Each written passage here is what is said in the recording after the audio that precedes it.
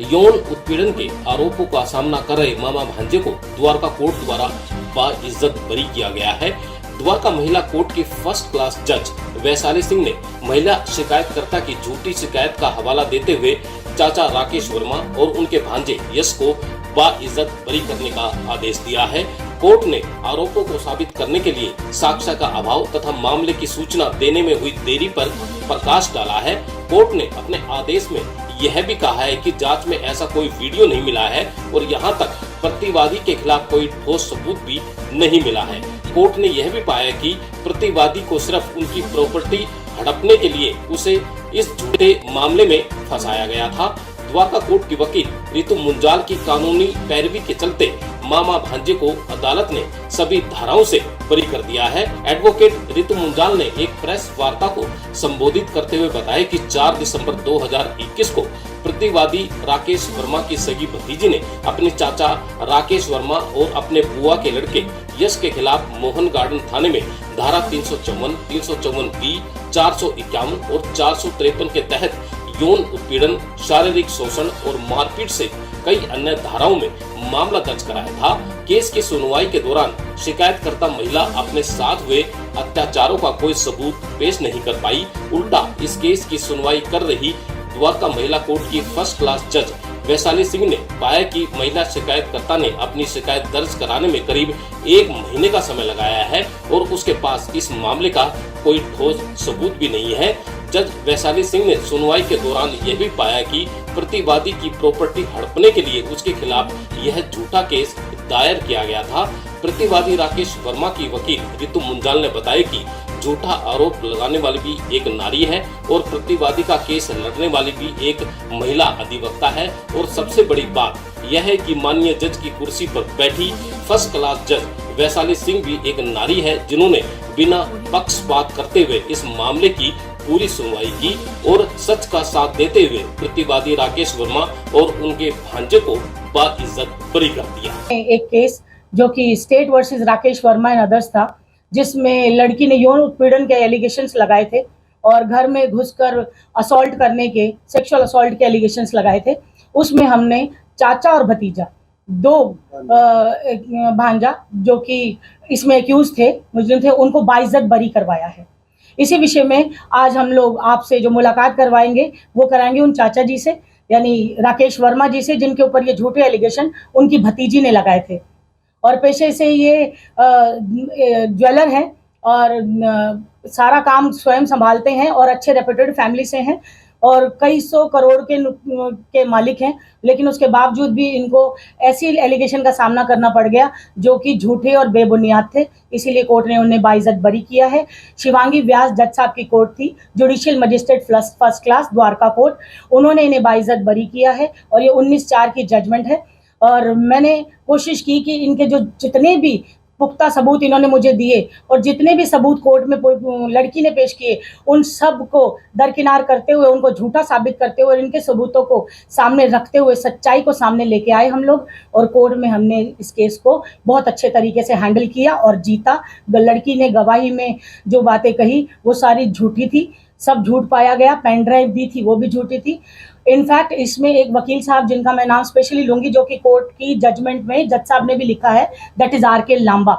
Are के लांबा साहब के चैम्बर में बैठ के वो लड़की और उसकी फैमिली सभी एक कॉन्स्पिरेसी कर रहे हैं और ये बता रहे हैं कि हमें इस चाचा को किसी तरह दबाना है, क्योंकि ये प्रॉपर्टी का डिस्प्यूट था, एक झूठा डिस्प्यूट था, भाइयों का डिस्प्यूट था और भाइयों के बीच में झगड़े की वजह से तो इन्होंने अपने बच्चे यानी छोटी सी बच्ची को इन्वॉल्व किया। और बच्ची इतनी भी छोटी नहीं, मैच्योर बालिग बच्ची और शादी लायक बच्ची, और उसको इन्वॉल्व करके उसकी किस तरह से उसकी को आगे करके इन्होंने प्रॉपर्टी को हड़पने की कोशिश की, इनकी ज्वेलरी को हड़पने की कोशिश की, इनके साथ धोखाधड़ी की, इनकी मानहानि की। तो इन सारे एलिगेशंस को अब हम लगाने जा रहे हैं लड़की और उसके परिवार के खिलाफ और करीब 1.5 करोड़ की मानहानि का दावा हम ठोकने जा रहे हैं, क्योंकि हमने बाइज्जत बरी होके ये साबित कर दिया है कोर्ट में कि हम गलत नहीं है, करेक्टरलेस नहीं है। हम इस तरह से छोटी बच्चों के साथ, मेरे एक्यूज यानी राकेश वर्मा और यश वर्मा, ऐसा कोई गलत काम नहीं करते हैं।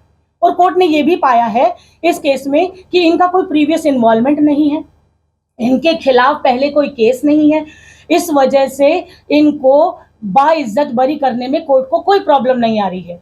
और बेनिफिट ऑफ डाउट दिया है कोर्ट ने, वो इसलिए दिया है कि बेनिफिट ऑफ डाउट में लड़की साबित ही नहीं कर पाई कि लड़के ने, यश ने छाती पे हाथ मारा या नहीं मारा, घर में घुस के ताला तोड़ा या नहीं तोड़ा। लड़की के एलिगेशन जो थे, मैं आपको वो बता देती हूँ, वो थे कि मेरे चाचा और मेरा जो भाई है, बुआ जी का लड़का, वो हम दोनों घर में आए, घर के बाहर दरवाजा नॉक किया, तेज तेज खटकाया, मैंने नहीं खोला, इस वजह से उन्होंने घर में जबरदस्ती घुस आए, उन्होंने ताला तोड़ दिया और अंदर एंट्री करने के बाद इन्होंने मेरे, सबसे पहले जैसे ही यश ने एंट्री की, यश ने मेरी छाती पे हाथ मार के मुझे नीचे गिरा दिया और चाचा ने मुझे उठाया और उठाते टाइम मेरी शर्ट फट गई, मेरी टी शर्ट में अच्छे से फट गई, यानी कि एलिगेशन लगाया कि मुझे निर्वस्त्र कर दिया गया, यानी कि 354 बी के एलिगेशन थे ये, 354 बी आईपीसी, जो कि आज की डेट में 75-76 में आ चुकी है भारतीय न्याय संहिता में। तो ऐसे घिनौने अपराध, फिर उसके बाद 451 लगा दी कि घर में घुसे थे, ट्रेसपास किया था, ताला तोड़ा था, जबकि हमने कोर्ट में ये साबित कर दिया और साबित हुआ जो कि सच था, वो ये कि ये अपने घर में घुसे थे, अपने घर का ताला तोड़ा था। वो प्रॉपर्टी डिस्प्यूट है, एक ही बिल्डिंग के अंदर एक ही एंट्रेंस है और 3 फ्लोर बने हुए हैं, ग्राउंड, फर्स्ट, सेकंड और आधा अनकंस्ट्रक्टेड है। और इनके बड़े भाई ने सारा का सारा सामान उठा के, इनका, राकेश जी का उठा के 2nd फ्लोर पे डाल दिया, अंडर कंस्ट्रक्शन है जो। इस वजह से ये भागे हुए वहां पहुंचे थे, लड़की ने दरवाजा नहीं खोला, वो बच्ची थी, जबकि राकेश वर्मा ने जब उस बच्ची को उठाया तभी बोला, बेटा आप साइड हो जाओ, आपका कोई कसूर नहीं है बच्चे। तो ये चीज भी कोर्ट ने नोटिस की कि एक चाचा जो है वो अपने बच्चे के साथ किस तरह व्यवहार करता है। और इन्हीं सारे सबूतों की बिना पर हमने भी सीडी दी, उन्होंने भी दी, पेन ड्राइव दी, 65B का सर्टिफिकेट होता है एक भारतीय साक्ष्य अधिनियम, जो कि डिजिटल डॉक्यूमेंट्स कोर्ट में देने पर लगाया जाता है, और वो भी हमने कोर्ट में दिया, और इसी वजह से ये बाइज्जत बरी आए और अब हम मानहानि लगाने जा रहे हैं। वहीं प्रतिवादी राकेश वर्मा ने बताया कि आज सत्य की जीत हुई है। एडवोकेट रितु मुंजाल की कानूनी पैरवी की वजह से वह और उनका भांजा अदालत से बाइज्जत बरी हुए हैं। उन्होंने बताया कि उनको इस बात का बहुत दुख है कि जिस बेटी का कन्यादान करने का उन्होंने प्रण लिया था, उसी ने महज एक प्रॉपर्टी के लिए उनके ऊपर यौन उत्पीड़न का गलत आरोप लगाया था। राकेश वर्मा ने दुखी मन से बताया कि उनकी भतीजी द्वारा उनके ऊपर लगाए गए यौन शोषण के आरोपों की वजह से समाज में उनका जो मान सम्मान था वह पूरा मिट्टी में मिल गया है और वह वर्तमान में सबके सामने सिर झुकाकर जीने को मजबूर हो गए हैं। कहते हैं कि भगवान के घर में देर है अंधेर नहीं है, देर से ही सही उन्हें अब 4 साल बाद एडवोकेट रितु मुंजाल के प्रयासों से द्वारका कोर्ट से न्याय तो मिला है। दिल्ली टाइम्स 24/7 के लिए सुनील बालियान की रिपोर्ट। नाम बता दीजिए क्या? मेरा नाम राकेश वर्मा है, मैं निवासी हूँ C41 रामापारा द्वारका मोड़ का। पहले तो मैं ये कहना चाहता हूँ कि सत्यमेव जयते, जो भी न्यायालय ने करा वो बहुत अच्छा और बहुत सरल एक जो फैसला दिया, जो कि बहुत ही बेबुनियादी और बहुत ही घटिया किस्म का जो हमारे पे एलिगेशन लगाया था, वो खुद मेरी भांजी ने, जिसका मैंने बचपन में पैदा होते ही जिसका मैंने अपना खुद कन्यादान बोला हुआ था, उस लड़की ने अपने पापा, अपने भाई, अपने चाचा के कहने के ऊपर, मैं सबसे छोटे वाला चाचा हूँ उसका, तो कि मेरे पे इस तरीके के एलिगेशन लगाए जो कि बेबुनियाद थे, बहुत घटिया थे। कभी ये प्रॉपर्टी का विवाद था जो कि मेरे भाइयों ने मेरी प्रॉपर्टी पे कब्जा किया था। कब्जा किया करने के बाद में उन्होंने, मुझे नहीं पता था ये क्या सीन चला रहे हैं या क्या इन्होंने अपना एक षड्यंत्र रच रखा था। कुछ टाइम से जब से मेरे प्रॉपर्टी पे कब्जा हुआ, उसके बाद में मैं शांत वातावरण में था कि मैं डीएम साहब के पास गया, मैं थाने में गया, मैंने एफआईआर भी दर्ज कराई। तो एफआईआर दर्ज होने के बाद में उन्होंने मेरे ऊपर ही मेरी बेटी से एलिगेशन का एक नया सांग रचा, जिससे कि न्यायालय की तरफ से मुझे न्याय मिला। मैं बाइज्जत बरी हुआ हूँ और मैं बहुत शुक्रगुजार हूँ न्यायालय का कि इस तरीके के अगर कोई और भी वाक़े कहीं करते हैं तो उसको न्यायालय एक अच्छी तरीके से दंडित करे। ये मामला कब शुरू हुआ था? ये मामला हुआ था सर 2021 के अंदर। मैंने एक गाजियाबाद अपना एक दुकान लिया था और मैंने अपने बच्चे वहाँ शिफ्ट किए थे। मैं यहाँ अकेला रहता था, तो उन्होंने, जैसे एक फंक्शन था मेरे यहाँ पे गाजियाबाद में, तो मेरे पीछे से मेरे भाइयों ने मेरे प्रॉपर्टी पे कब्जा कर लिया।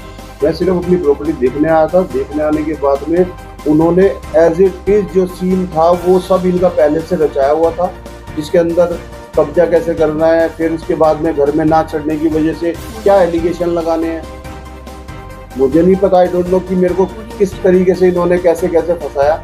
वो मेरे को धीरे धीरे पता लगता गया कि इन्होंने क्या एलिगेशन पहले से सोच रखा था, क्या इन्होंने करना है आगे, क्या नहीं करना है।